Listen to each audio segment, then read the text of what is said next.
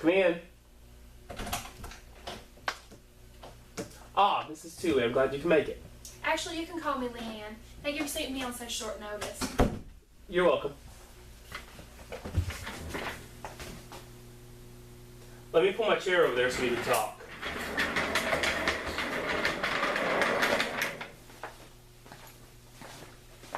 Alright, so what seems to be the problem? Like I told you on the phone, my adopted son Michael, he ran away. Oh, and what led up to that? Well, he went in for an interview for football. And then they told me I couldn't come in with him. So I stayed outside and waited on him. Made a few phone calls. And then all of a sudden he came out and he exploded on me, got up in my face, saying, "Why did you lie to me? How could you have done this to me? I can't believe you." And then he walked away and I haven't seen him since. So he stayed with us for a little while.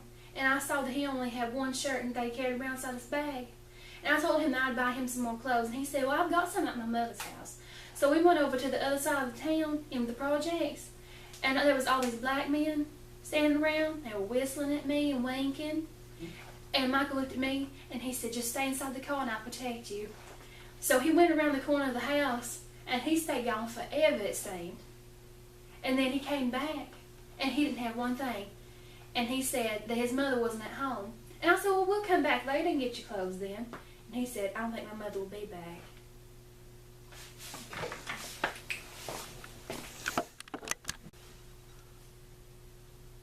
Well, you make it sound as though he's an older boy.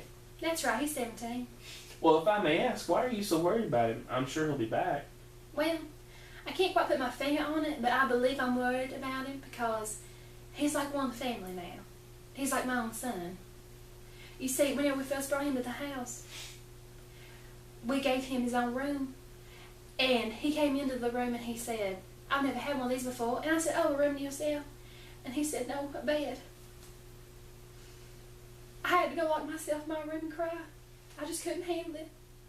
And then a few days later, he came to me and he said, "Can I have a driver's license?"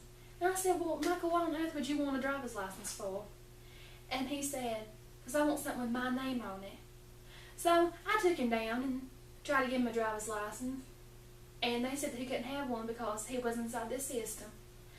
So they said that he had to have a legal guardian to be put inside the system. So I decided that I would become his mother.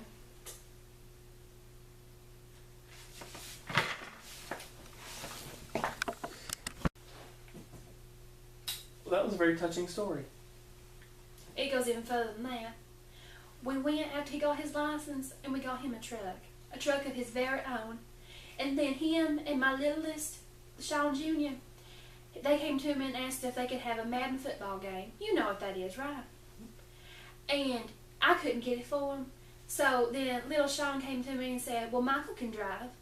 And so I let Michael go ahead and drive. But while they were out, they got inside a car accident. And Michael, he pushed that airbag. I forgot what it's called. He pushed that airbag out of the way and it didn't hurt little Sean. Okay. That was the end of the line. What is wrong with you? You keep looking at... Alright, well tell me about how Michael's been doing recently. Recently, he's been doing very well. But see, whenever we first got him, he had an IQ around 80. And he was doing very poor inside of schoolwork. So it was very hard to get him into another academy. The only one that'd take him was a Christian academy. And the only reason why he made it into that was because the coach was hoping that he'd get his grades up enough so he could play football for them. But see, one of his teachers, just this one very fine lady, she found out that Michael could do the work. He knew exactly how to do it. But he couldn't do it by writing it down. He had to do it orally.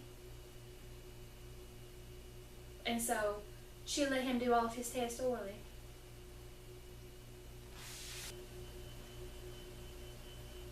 But he made the team.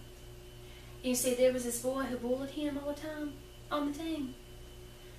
And he would constantly start getting up inside Michael's face and calling him dumb and things like that. And there was even this one time that Michael got pushed to the ground, and that boy went up and he kicked him in the helmet. What happened? Nothing happened. He didn't get flagged, penalized, nothing.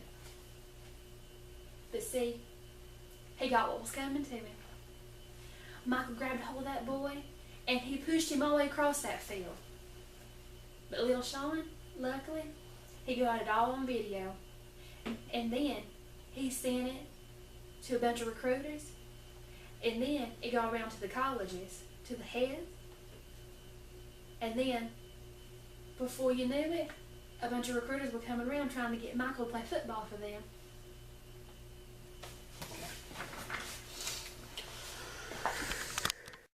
I hope you don't mind that I completely repainted my walls and changed my furniture while you were talking. That's all right. All right, you were saying that he was getting into football. Is that what the interview was about? Yes, it was. You see, he decided before that he was going to go to Ole Miss. Mm-hmm. And why did he decide he wanted to go to Ole Miss? Well, I really don't quite know. But you see, me and my husband, and even his tutor, as a matter of fact, went to Ole Miss. Mm-hmm. Well, normally I'm not one to give advice. I prefer people to decide what they want to do on their own. But if I may, can I offer you an option? Sure, go ahead. Do you think maybe the reason he decided he wanted to go to Ole Miss was because you and your husband, the people who took care of him, as well as his tutor, all went to Ole Miss? So he thought maybe he had an obligation to you to go to Ole Miss? You know what? I never even thought of that. Maybe you should check and make sure that's exactly what he wants to do, as opposed to him thinking that's exactly what you want him to do. You know what? You're right. I need to go find Michael.